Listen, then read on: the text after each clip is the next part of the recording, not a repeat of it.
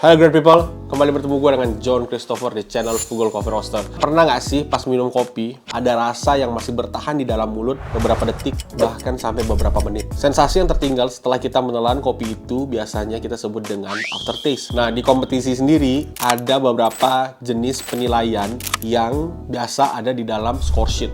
Eits, great people! Jangan lupa tonton sampai habis videonya karena hari ini kita ada quiz. Jadi hati-hati jangan kelewat, tonton sampai habis. Kalau you kelewat, you tidak dapat jawabannya, you tidak bisa jawab quiznya. Oke? Jadi yang pertama itu adalah aroma, bau dari kopi ketika kita cium dari server. Yang kedua ada flavor, rasa dari kopi itu sendiri. Dan yang ketiga itu adalah aftertaste. Nah, aftertaste juga masuk di dalam bagian penilaian, tidak hanya di dalam kopi, tapi juga ketika kita minum wine, itu juga ada tentang aftertaste. Nah, aftertaste kalau SCA definisikan, aftertaste adalah aftertaste is defined as the length of positive flavor dalam kurung taste and aroma. Jadi itu adalah gabungan rasa dan aroma, qualities emanating from the back of the palate and remaining after the coffee is expectorated or swallowed. If the aftertaste was short or unpleasant, a lower score would be given. Ini adalah sesuatu rasa atau panjangnya rasa yang positif, gabungan antara aroma dan flavor. Kualitasnya akan terasa di bagian pangkal lidah kita ketika kopi ditelan. Jadi kalau positif, aftertaste-nya biasanya kita sebut dengan aftertaste atau sweet aftertaste. Tapi kalau misalnya aftertaste-nya negatif, rasanya ada pahit, ada bitter, atau ada harsh. Nah, aftertaste yang negatif itu biasanya kalau di kompetisi akan mendapatkan nilai yang lebih rendah. Jadi aftertaste itu ada yang positif, ada yang negatif. Dan menariknya, aftertaste bukan cuma soal lama atau tidaknya rasa bertahan, tapi juga bisa menjadi indikator kualitas sebuah kopi dan bagaimana kopi tersebut diseduh. Jadi itu adalah indikator. Kalau great people ingin tahu kenapa ada kopi yang aftertaste-nya manis, panjang, terus ada kopi yang aftertaste-nya pahit atau cepat hilang. Nah, great people harus tonton sampai habis karena hari ini kita akan bahas gimana cara mengatur aftertaste pada seduhan manual brew. Jadi aftertaste itu bisa merupakan aftertaste yang manis seperti gula tebu atau fruity atau buah-buahan atau mungkin coklat atau floral atau biasanya bisa aja pahit dan kering. Jadi semakin bersih aftertaste-nya, semakin nyaman dan menyenangkan aftertaste yang ditinggalkan. Jadi biasanya semakin baik pengalaman kalau kita lagi minum kopi kalau aftertaste-nya enak. Nah, makanya dalam cupping atau bisa lagi kita kompetisi, aftertaste itu adalah spek atau aspek yang dinilai secara khusus. Oke? Jadi pertanyaannya tadi kan gue udah sebutin beberapa aftertaste tuh. Oke? Jadi aftertaste apa sih yang selalu dicari ketika kita kompetisi atau kita minum sehari-hari lah, let's say. Yang kita selalu cari adalah clean aftertaste. Oke? Gue bilang di awal tadi clean aftertaste. Clean aftertaste berasal dari kopi yang diekstrak dengan baik. Jadi ketika ekstraksi berjalan optimal, kopi pun akan menghasilkan aftertaste yang bersih dan panjang dan tetap mempertahankan karakter rasa atau flavor yang ada di dalam cup ketika kita seduh. Jadi ketika kita menemukan ada karakter seperti ada jeruk, ada tropical fruit, atau stone fruit, atau gula, pas kita lagi minum kopi dan kita telan ada rasa tersebut, berarti aftertaste-nya itu sangat-sangat positif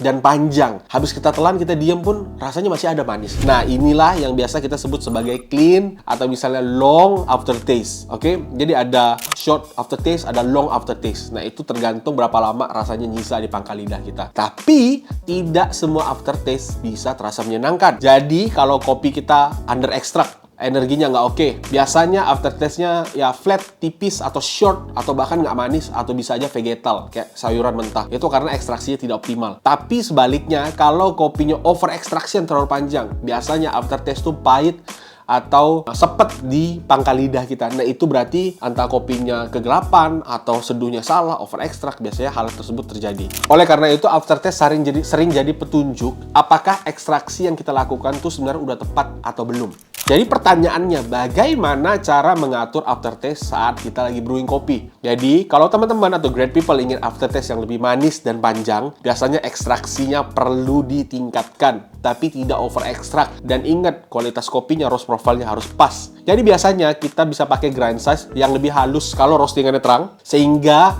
kontak antara air dan kopi jadi panjang, sehingga ekstraksinya juga jadi lebih tinggi. Kalau kopinya terang, kalau kopinya gelap, harus dibedain. Oke?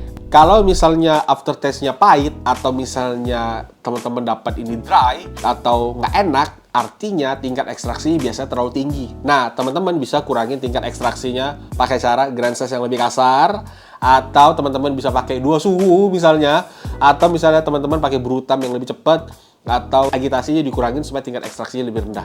Oke, jadi pertanyaannya, apakah aftertaste juga bisa dipengaruhi oleh flow rate? Ada hubungan antara flow rate dan aftertaste. Jadi kalau misalnya grind size lebih halus, otomatis biasanya flow rate lebih lama. Atau misalnya kalau kita pakai dripper yang memang punya flow rate-nya lama, otomatis kita harus pakai grind size yang lebih kasar. Jadi flow rate yang lebih lama akan meningkatkan tingkat ekstraksi. Jadinya biasanya sweetness sama mouthfeel jadi lebih panjang, termasuk dengan aftertaste. Tapi kalau flow rate-nya terlalu cepat, biasanya kopinya lebih tipis. Nah, ada beberapa hal yang bisa di-adjust ketika kita lagi seduh tergantung dengan dripper. Jadi kalau kita ketemu dripper yang flow rate-nya lama, kita bisa pakai grind size yang lebih kasar supaya kita bisa kontrol flow rate-nya. Tapi ada dripper yang ngasih flow rate tuh cepet banget. Nah, kalau drippernya ngasih flow rate yang cepet banget, airnya turun cepet banget, kalau kita pakai grind size lebih kasar, otomatis biasanya aftertaste-nya jadi lebih low, oke? Karena terlalu cepet. Nah, jadi great people harus bisa mengerti variabel-variabel ini bekerjanya seperti apa, oke? Gue ulangin deh. Jadi ya, denger baik-baik ya, pelan-pelan ya. Ini gue jelasin pelan-pelan ya. Kalau great people ketemu dripper yang ngasih flow rate cepet, great people bisa kompensasi pakai grind size yang lebih halus. Kenapa? Supaya airnya tidak terlalu turun terlalu lebih cepat, ekstraksinya masih lebih stabil, dan bisa punya aftertaste yang bagus dan panjang dan clean kalau kopinya bersih. Tapi kalau great people ketemu flow rate dripper yang ngasih flow rate-nya lambat banget, justru great people harus sesuaikan pakai grind size yang lebih kasar. Kenapa? Supaya tidak terlalu lama. Kalau terlalu lama flow rate-nya dan total brew time-nya jadi lebih lama, otomatis tingkat ekstraksinya jadi lebih tinggi. Dengan tingkat ekstraksi lebih tinggi, biasanya brew time lebih lama dan ada kemungkinan aftertaste-nya jadi nggak clean dan tidak positif lagi. Harus banget disesuaikan dengan beberapa jenis variabel. Ada grind size, ada dripper, ada roast profile. Jadi semuanya itu bersambung.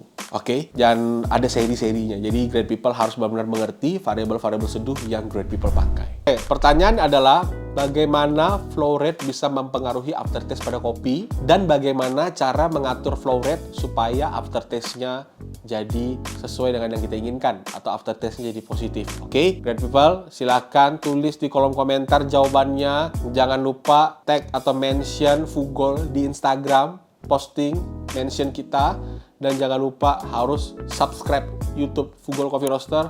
Jangan lupa like video ini, dan jangan lupa follow Fugol Coffee Roaster di Instagram, dan jangan lupa tentunya tulis jawabannya apa. Oke? Untuk pemenang 5 orang yang akan bisa memberikan jawaban yang baik, akan kita berikan 200 gram free kopi dari Fugol Coffee Roaster. Oke, great people. Jangan lupa cek Tokopedia, cek Shopee, shop Tokopedia kita, blibli.com, dan website kita ada kopi-kopi menarik dari Fugol. Semoga konten kita hari ini bisa memberikan manfaat, dan jangan lupa share kalau memang ini jadi manfaat untuk great people di rumah. Oke, terima kasih great people. Sampai bertemu di video selanjutnya. Bye-bye.